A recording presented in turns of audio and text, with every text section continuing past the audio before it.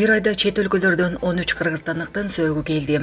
Кыргызстандын Тышкы иштер министрлиги чет мамлекеттердеги дипломатиялык өкүлчүлүктөрдүн июнь айында жасаган иштери тууралуу маалымат берди. Ага ылайык элчилик жана консулдуктар өткөн айда чет өлкөлөрдөн 13 кыргызстандык жарандын сөөгү мекенине жеткирүүгө жардам берген. Расмий маалыматтар боюнча быйыл 5 айда чет өлкөлөрдө каза болгон 249 кыргыз жарандын сөөгү мекенине жеткирилген. Каза болгон кыргызстандыктардын сөөгүн алып келүүгө мамлекет 23 миллион 260 миң сом төлөп берген. 2023 жылы чет өлкөлөрдөн 581 ашык кыргызстандыктын сөөгү мекенине алынып келген. Алардын басымдуу бөлүгү Орусия, Туркия, Индия, АКШ жана Казакстан сыяктуу өлкөлөрдөн жөнөтүлгөн. Жүк 200'дү алып келүү үчүн былтыр мамлекет 61 миллион 244 миң сом бөлгөн. 2022 жылы чет мамлекеттерден 350, 2021 жылы 540 кыргызстандыктын сөөгү жүк 200 болуп келген. Булак Азаттык. Ассаламу алейкум, Мусапырда эмгектенип жүргөн мекендештерим. Сиздерге Москва шаарынан кайрылып жатабыз. Бардык документтерди жасайбыз. ННН, СНИЛС, медкнижка, перевод паспорт, ТМС, трудовой договор, детский полис, регистрация 3 айга квартирага коюп беребиз, регистрация 9 айга квартирага коюп беребиз, базасын 1 ай сайын текшерип беребиз. Биздин WhatsApp связь номерлерибизге +7 936 144 40 73 номерине кайрылсаңыздар болот. Кыргызстан МИР картасын тейлөөнү жандандыруу аракетин көрүүдө. Кыргызстан МИР картасын кайтаруу үчүн өзүнүн программалык камсыздоосун түзөт. Бул тууралуу экономика жана коммерция министри Данияр Амангелдиев Россиянын Екатеринбург шаарында өтүп жаткан Иннопром 2024 көргөзмөсүнүн алкагындагы иш-чарада айткан. Министр эртең Кыргыз-Орус өкмөттөр аралык комиссиясынын жыйынында төлөм системаларын кайра жандандыруу маселеси дагы талкууланарын белгиледи. Амангелдиев Элкарт системасы негизделген программалык камсыздоо европалык өнөктөштөргө таандык экенин эске салып, мындан улам МИР картасынан баш тартууга туура келгенин айтты. Учурда бул маселе күн тартибинде турат. Биз эми жаңы программалык камсыздоо түзөбүз. Банктар аралык процессинг борбору өзүнүн продукциясын иштеп чыгууда. Бул процесс бүтсө эле сөзсүз өз ишин жандандырат, деди министр. Булак Спутник KG.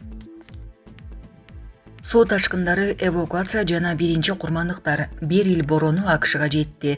Бери тропикалык бороону дүйшөмбү күнү эртең менен Хьюстону жана анын чет жактарын курчады. Анда көчөлөрдү суу каптап, Техас штатында 2 миллиондон ашык кардарларды электр энергиясыз калтырып, бир адам каза болду. Бул тууралуу чет элдик басылмалар жазышууда. Хьюстонун түндүгүндө бир адам үйүнүн үстүнө бак кулап каза болгонун расмий агенттиктер билдирди. Бул Техас штатында катталган катуу шамалдан каза болгон биринчи окуя болду. Техас бийлиги 121 округга өзгөчө кырдаал жарыялап, улуттук гвардияга, издөө куткаруу топторуна жана башка өзгөчө кырдаалдар кызматтарына эскертүү берди. Алардын айтымында Мексика булуңун кесип өткөнгө чейин кеминде 11 адамдын өмүрүн алып кеткен, Кариб деңизинин аркы бетинде өлүмгө алып келген бороондон адамдар эвакуацияланбай жатат. Айрым жергиликтүү басылмалардын маалыматына ылайык, Техас штатында электр жарыгын өчүрүүчүлөрдүн саны 2 миллиондон ашты. Эске салсак, буга чейин Кариб деңизиндеги аралдарда жана Венесуэлада Берил бороонунун курмандыктарынын саны 7ге жеткени маалым болгон. ММА мушкери Марселдин тапанчадан ок чыгарганы тартылган видео тарап жатат. Кыргызстандык ММА мушкери Марсель Нурланбек уулунун көчөдө тапанчадан ок чыгарган видеосу тарап жатат. Жергиликтүү басылмалардын жазганына караганда, ал видеону өзүнүн Instagram баракчасына жарыялаган, бирок кайра аны өчүрүп салган. Ал эми Ички иштер министрлиги бул боюнча маалымат такталып жатканын билдирди. Ал эми аталган кадр кайсыл жерде жана качан тартылганы белгисиз.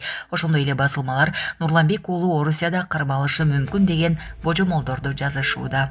Булак Супер KG. Үчөө милиция кызматкери баңгизат менен алектенген топтун 13 мүчөсү кармалды.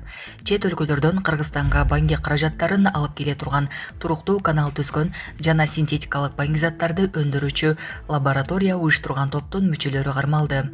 Бул тууралуу бүгүн 9 июлда Ички иштер министрлигинен билдирди. Маалыматка ылайык, аталган топтун жетекчилери мүчөлөрүн атайын окуудан өткөрүп, кампачыларды, дөң сатуучуларды, фасовщиктерди жана күрөөканаларды даярдашкан. Алар бири-бирин билишкен эмес, жана берилген тапшырмаларды так аткарышкан.